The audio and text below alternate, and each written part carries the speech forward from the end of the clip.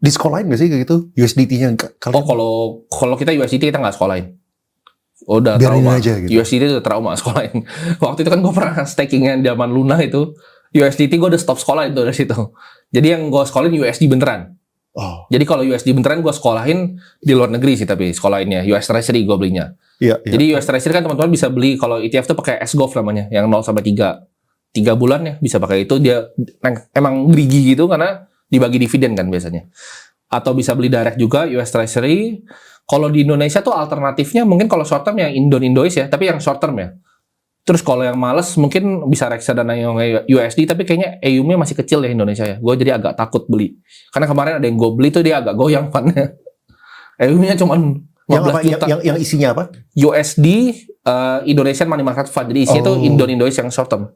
Yang yield-nya palingnya 2% lah setahun, tapi dia garis lurus.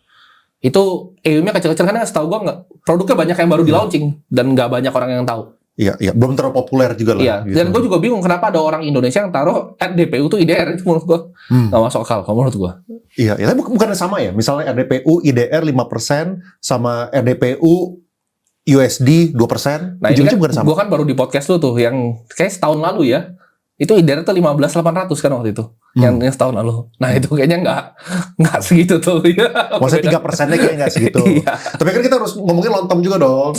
Misalnya kayak 10 years gitu. Atau berapa. Ya, tapi bond yang FR ya, kalau kita lihat bond index fund ya relatif oke sih. Indonesia 10% loh actually annual yieldingnya. Kalau DPT? Enggak. Kalau FR tapi lu beli ya balance berdasarkan cap weighted-nya itu 10% loh. Jadi actually Indonesian bonds itu not so bad, tapi ya ratingnya triple B gitu kan. Ratingnya triple B. Iya. Itu sebelum dipotong pajak berarti ya? Berarti 9% sebelum dipotong lah pajak, kira-kira. iya. 9%. Ya, Cuma DPT. bond ya kemungkinan gagal bayarnya menurut gua hampir nggak ada lah. Iya. Yang government bond ya? Iya, hampir nggak ada. Kecuali kalau bisa corporate bond. Iya, kalau corporate bond juga sebenarnya jarang sekali karena bond itu ketika dia gagal bayar, lu berhak untuk ambil perusahaannya. Jadi orang punya insentif sangat tinggi untuk bayar bondholdernya gitu.